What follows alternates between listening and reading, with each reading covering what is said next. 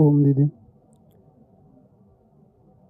ये 9वें श्लोक में कहते हैं त्यक्त्वा देहम पुनर्जन्म, यानी जो मेरे दिव्य जन्म कर्मों को तत्वता जान लेता है वो मुझे प्राप्त होता है। इस 9वें श्लोक में कहना चाहते हैं जो तत्वता मेरे दिव्य जन्म कर्मों को तत्व से जान लेता है तो वो मुझको प्राप्त होता है। तो ये मुझको प्राप्त होता है, ये थोड़ा क्लियर नहीं हुआ मुझको, यानी ईश्वर में हो जाता है या ये थोड़ा क्लियर नहीं हो रहा है। मतलब आत्मस्वरूप, जो अद्वैतवाद का जो सिद्धांत है वो कहते हैं एक ही चेतन तत्व है, आत्माएं अलग अलग नहीं है, सब में एक ही चेतना है। आप जितने भी बैठे हैं ना शरीर, इन सब शरीरों में एक ही चेतना काम कर रही है। जैसे बिजली एक ही है तो वो ही एक ही बिजली पंखे में भी काम कर रही है, लाइट में भी काम कर रही है, माइक में भी काम कर रही है, तो सब जगह एक ही लाइट काम कर रही है ना, एसी में भी काम कर रही है। ऐसे अद्वैतवादी मानते हैं एक ही चेतन तत्व है। तो यहाँ ये अपनी विशुद्ध चेतना में प्रतिष्ठित होकर के बोल रहे हैं। योग की जो सबसे ऊंची स्थिति है वो क्या है? अपने स्वरूप में प्रतिष्ठित हो जाना, अपने चेतन स्वरूप में प्रतिष्ठित हो जाना, प्रकृति से अलग हो जाना। तो उसमें ठहर करके ये कह रहे हैं कि जो मेरे इस दिव्य जन्म और दिव्य कर्म क्या है? शरीर में रहते हुए भी शरीर से निर्लिप्त रहते हुए अकर्ता भाव से कर्म करना, उसी को निष्काम कर्म कहा है। और दिव्य जन्म क्या है? यद्यपि जब भी यहाँ पृथ्वी पे किसी उद्देश्य की पूर्ति करने के लिए मुझे आना पड़ता है तो मैं आता हूँ, लेकिन मुझे ख्याल रहता है उस समय मैं प्रकृति से संलिप्त नहीं हो जाता हूँ। मुझे पता रहता है कि मैं चेतन आत्मा हूँ और मैं ये विशेष कार्य करने के लिए यहाँ आया हूँ। तो ये मेरा दिव्य जन्म है।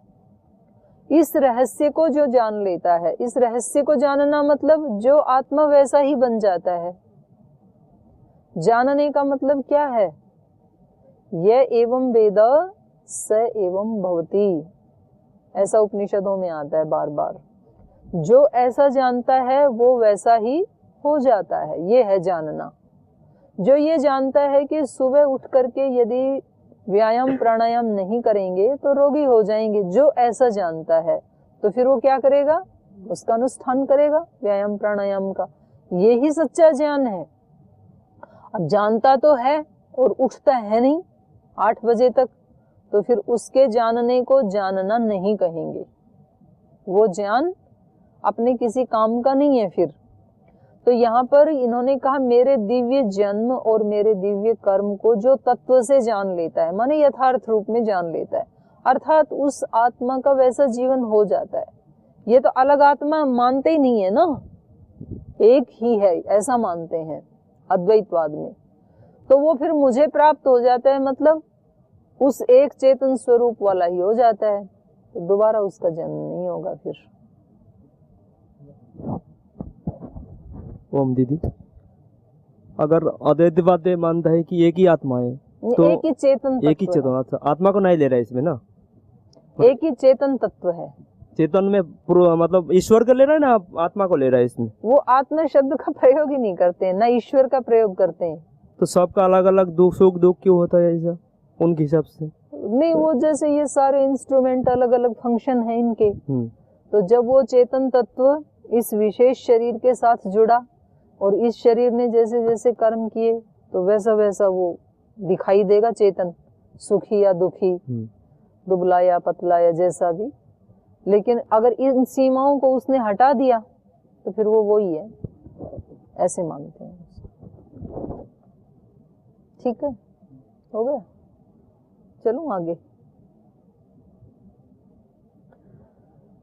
तो ये कल बता रहे थे, न माम कर्माणि लिम्पन्ति न मे कर्म फले स्पृहा इति माम यो अभिजानाति कर्म भी स न बध्यते। ये पढ़ लिया था ना 14 नंबर।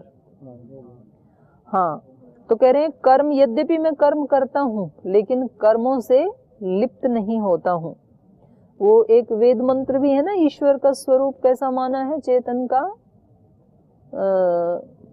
कबीर मनीषी परिभू स्वयंभू यथा तथ्य। उससे ऊपर वाली पंक्ति क्या है, सपर्यगा शुक्रम अकायम अव्रणम अश्नाविरम शुद्धम अपाप विद्धम। इतने विशेषण बताए ईश्वर के।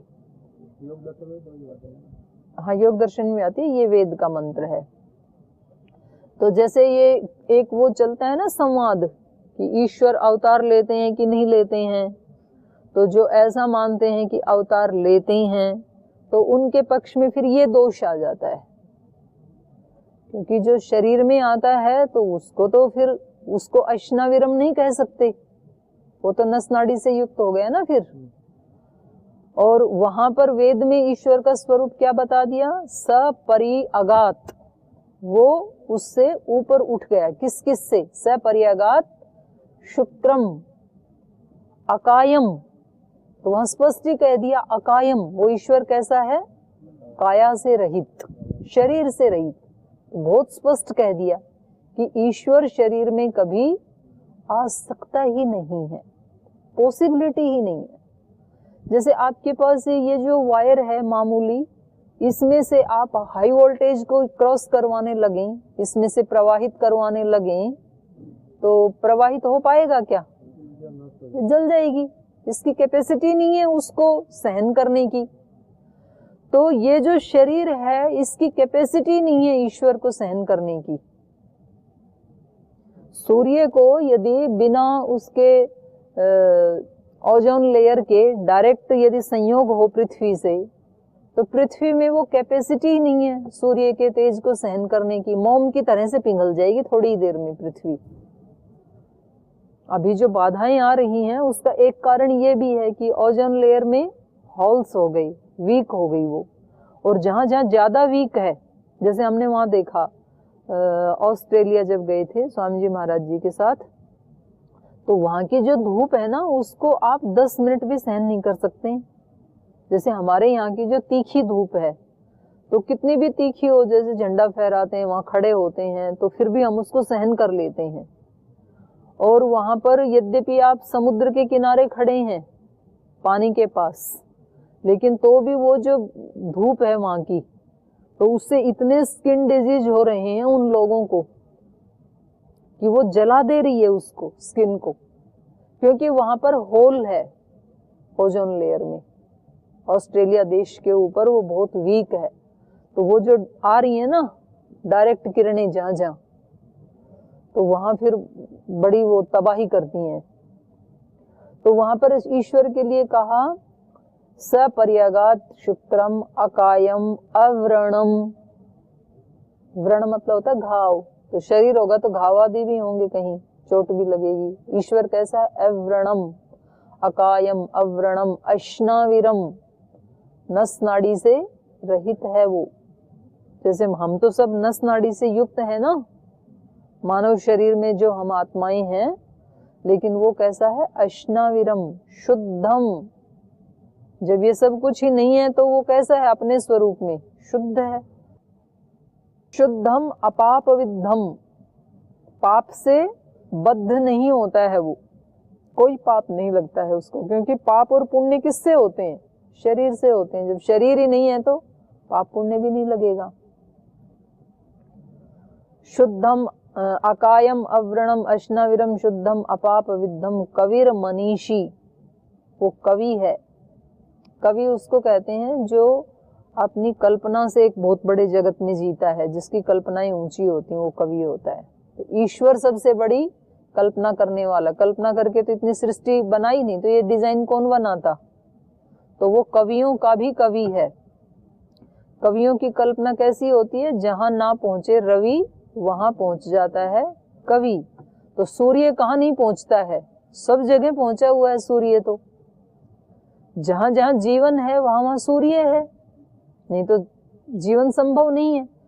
तो सब जगह पहुंचा हुआ है। फिर भी ये कहा कि जहां रवि भी नहीं पहुंच सके, अर्थात अज्ञात स्थान, वहां पर भी कवि पहुंच जाता है अपनी कल्पना से, हृदय की कल्पना से। तो वो बहुत बड़ा माना जाता है कवि की कल्पना, लेकिन ईश्वर क्या है, सब कवियों का भी कवि है। कोई कवि भी जो कल्पना नहीं कर सकता वो सृष्टि का सृजन ईश्वर करता है। कविर मनीषी, मनीषी मतलब विद्वान, ज्ञानी, तो वो ज्ञानियों का भी ज्ञानी है। सब जिससे ज्ञान लेते हैं अर्थात उसका ज्ञान पूर्ण ज्ञान है, संपूर्ण ज्ञान है, ज्ञान स्वरूप ही है वो, उसका स्वरूप ही ज्ञान स्वरूप है, ऐसा है वो। कविर मनीषी परिभू, सब तरफ वो ही है, स्वयंभू, और उसको किसी ने बनाया नहीं, वो कैसा है, स्वयंभू, अपने आप से ही बना हुआ है। हम सबको तो बनाया है, माता पिता ने, सारी सृष्टि ने अन्न आदि खा करके तब तो हमारे शरीर पले बढ़े हैं। वो कैसा है, कविर मनीषी परिभू स्वयंभू यथा तथ्यतो अददात शाश्वतीभ्य समाभ्य। और हर युग में जैसे अभी दिख रही हैं आपको ये प्रजाएं, ये सृष्टियां, ये लोक लोकांतर, ऐसे ही हर युग में वो उनको स्थापित करता है। तो ये इस मंत्र में जो स्वरूप बताया ईश्वर का, तो जो वेद को मानने वाले हैं, और वेद को मानने वाले तो सब हैं, कोई भी व्यक्ति वेद को तो अप्रमाण कह नहीं सकता है। तो जब ईश्वर का रूप ये बता दिया अकायम, तो फिर उसमें ईश्वर अवतार लेता है, इसके लिए गुंजाइश नहीं रह जाती, इसी से काटते हैं। तो फिर जिसको अवतार मानते हैं उसकी कैसे पुष्टि करें, कह रहे जो अवतरित हो उसको अवतार कहते हैं। तो अवतरित तो हम सारे हुए हैं, सभी अवतार हैं, सभी आत्माएं अवतार हैं। फिर उसमें भी अवतार की क्या विशेषता होती है, अवतार की विशेषता है उसमें कुछ विशेष गुण होते हैं। तो उसको जो विशुद्ध वैदिक धर्मी है वो उसको कहेगा ईश्वर की विभूति है वो, और दूसरा जो एक मत है वो कहेगा उसी को हम अवतार कहते हैं। तो केवल शब्दों का अंतर है। ईश्वर तो कभी भी मनुष्य देह में पूरा अवतरित नहीं हो सकता है, ये तो इम्पॉसिबल है, हो ही नहीं सकता है।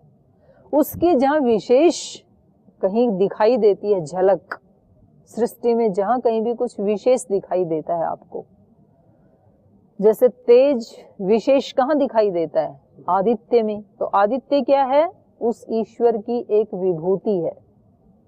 सूर्य, चंद्र, नक्षत्र, उन सब में भी सबसे तेजस्वी नक्षत्र है, स्टार है सूर्य, तो उसकी विभूति है।